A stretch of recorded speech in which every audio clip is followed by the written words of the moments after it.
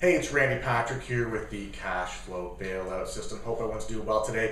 I know if you've been paying attention to anything on the internet and some of the posts, etc., there's a lot more discussion now on the housing market and the fact that we've actually come through a summer now with some pretty good gains in some locations. We're starting to see things kind of, I guess you could say, falling apart in a few locations. Now, I like to look at statistics, I like to investigate what's going on out there, and I look at the signs that are pointing towards another housing crisis or bubble. Now, whether it's going to be like the one we had in 2007, 8, and 9, I don't know, but put it this way, a lot of the things that we actually saw, or you could say occurred just prior to the bubble or during the early part of the bubble, are happening again. They may be happening maybe with a little different twist or flavor, but they're there. So I'm going to go over the next few videos all those things that I think indicate we're running into a significant problem in the very near future. But what I want to talk about now is a report that came out from CoreLogic, and this is pretty interesting and pretty clear as to where things are going. Now, CoreLogic, you can go to their website, you can look at their blogs. They have two reports or two articles on what they call the health of the housing market, and it really indicates situations across the country. They sample 100 of the top metros across the country, and they give their opinion based on statistics and research as to where they think the market's at. So the first part of the report showed that out of the 100 markets, they believe that about 21 or a little bit more than 21 are overvalued. And how do they come to that determination? Well, a couple of things. They have a price to income ratio that they devise and a price to rent ratio. So based on those two sort of ratios slash statistics that they've come up with, they feel there's at least 21 markets that are overvalued.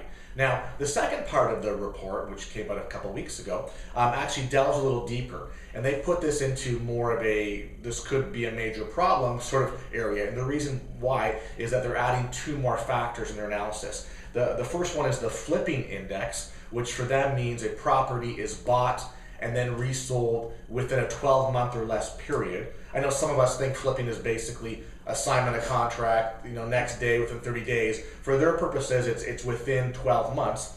And also they call it the fraud index. And the fraud index for them is basically the potential for people who are getting mortgages, who are doing things, I wouldn't say illegally, but not disclosing everything, things like that. So fraud is kind of a very broad word in the scope of this, I guess they report, but it just means that not everybody's being truthful in what they're saying when they get financing, etc. So when you add those extra two, the flipping index and the fraud index, into what they're doing, they come up with 13 of those markets meet all four criteria.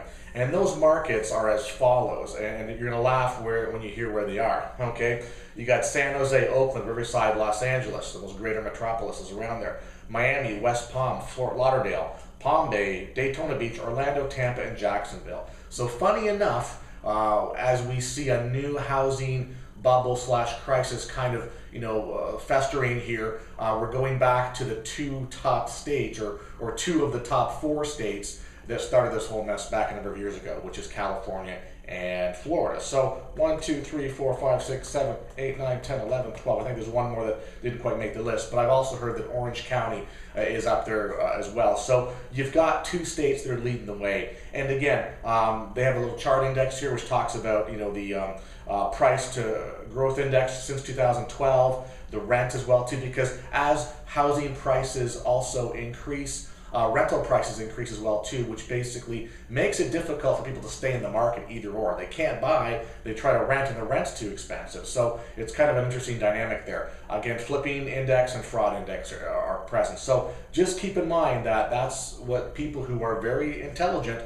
and spend all their time and effort during the day sifting through market data and statistics that are real time from real data actually come up with. So again, we've got 13 markets, 21 markets that are definitely overvalued, and that will probably increase the next couple of months, and 13 of those 100 markets meet all four of their criteria, which again points to a significant issue for those markets going forward. Thanks very much.